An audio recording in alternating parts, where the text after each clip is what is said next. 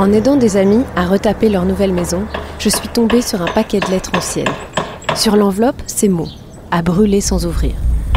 Évidemment, je les ai ouvertes sans les brûler. Ces lettres racontent la passion secrète d'Adèle et Paul, deux collègues dans la Belgique des années 60. Je m'appelle Viviane Delavelay et dans ce nouveau podcast signé Nouvelles Écoutes, je donne voix à cette correspondance interdite, interprétée par Marie Gillin et Damien Bonnard. Tout de suite, découvrez le premier épisode, le faux plafond.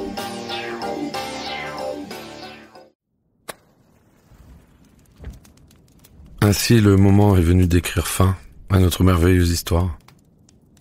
Tu as commencé cet épisode, tu le termines. Que va être le prochain ? Je ne peux y croire encore. C'est un cauchemar. Hébété, sous le choc, calme en apparence. Que sera le réveil ce soir, demain, dans les jours à venir ? Tu as pris une résolution, la plus raisonnable. Tu as choisi. Que ferais-je, moi ? Je sais pas encore. J'ai tout rassemblé de toi, tes lettres, avec ta mèche, ta photo. J'ai fait un paquet marqué « à brûler sans ouvrir » que j'irai cacher ce soir. Non. J'ai pas la force de tout détruire.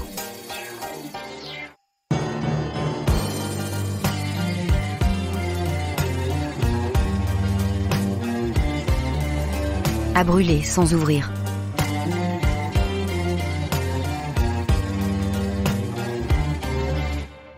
Épisode 1, le faux plafond.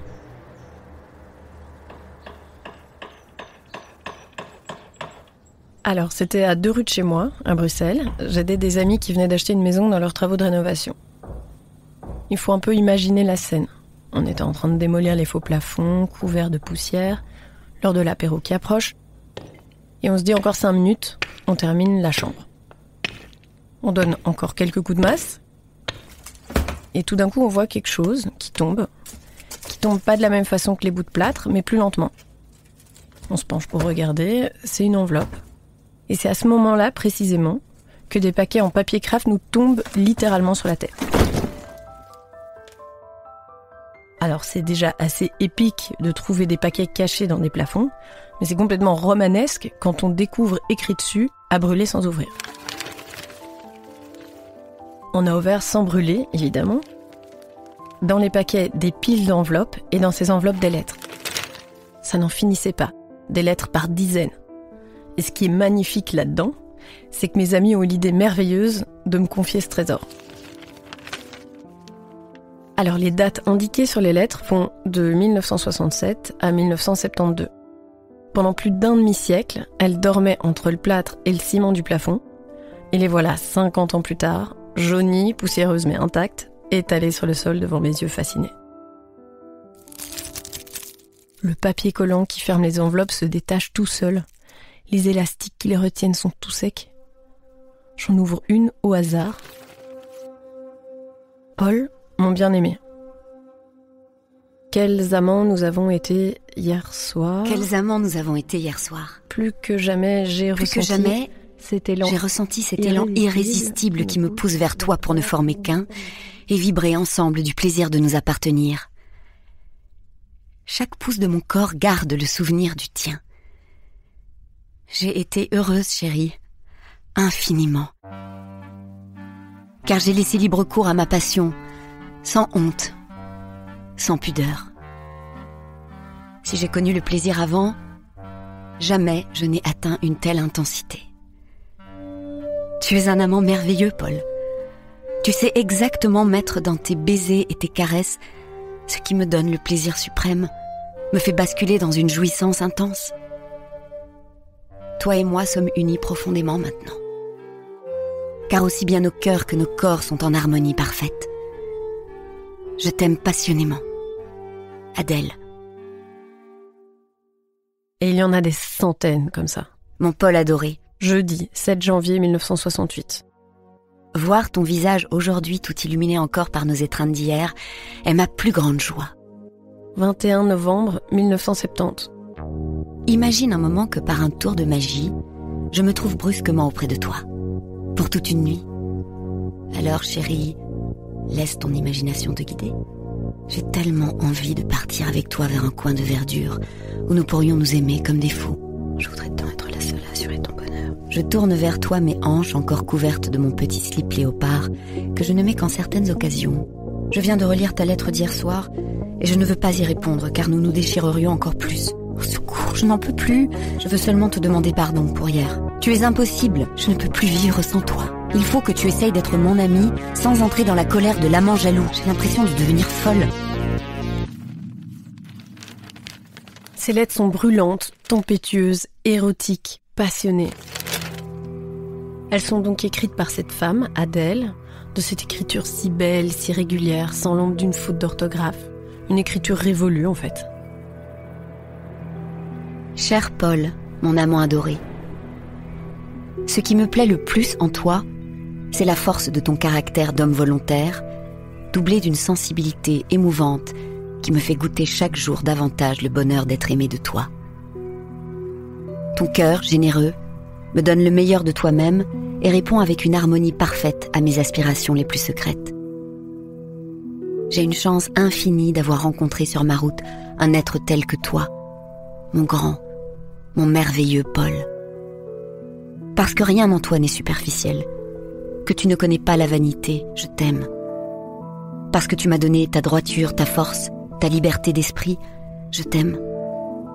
Parce que je connais par toi et avec toi le vrai sens de l'amour, je t'aime. Parce qu'il fait bon au creux de ton épaule lorsque j'écoute battre ton cœur, je t'aime. Parce que tu n'as pas la sotte fierté de cacher tes larmes de joie ou de peine, je t'aime.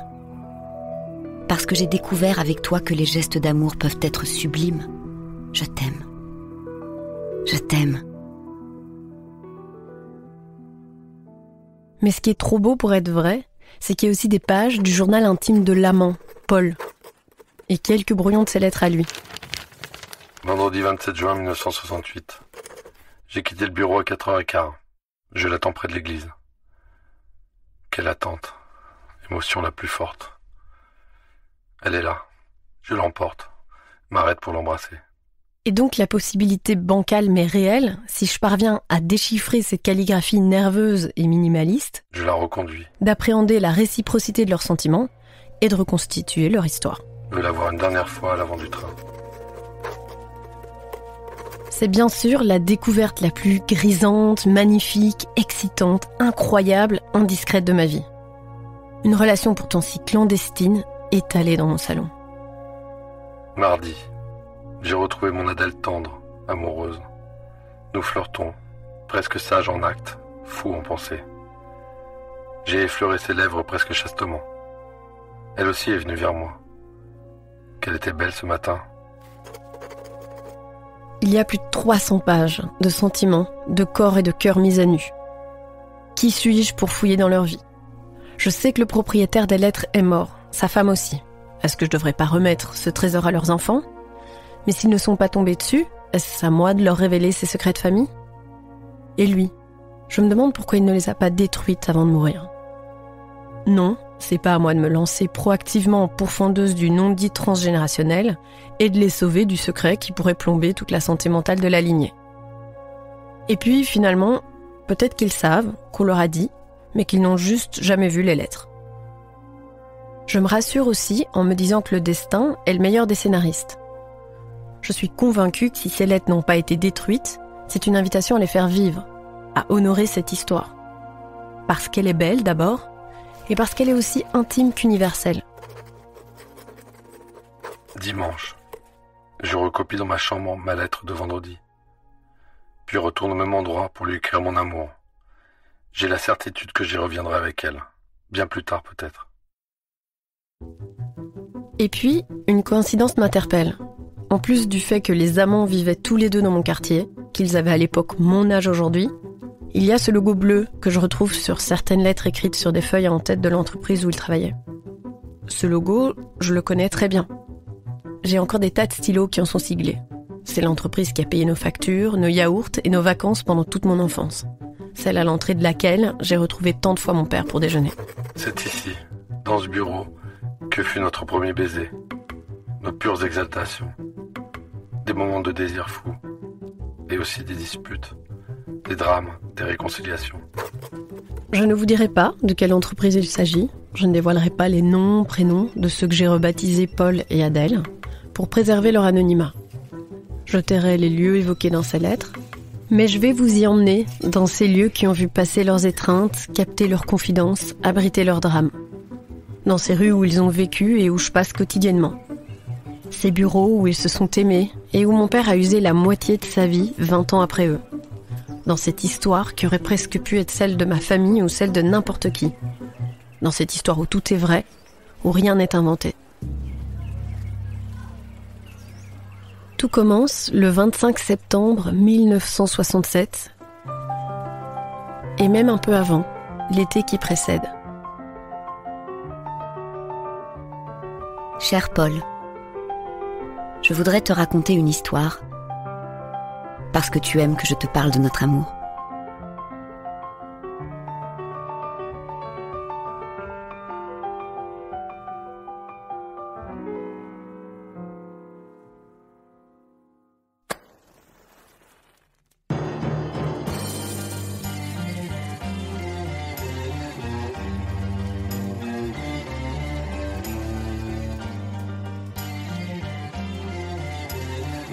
À brûler sans ouvrir est un programme Nouvelles Écoutes d'après une histoire vraie, avec Marie Gillin et Damien Bonnard.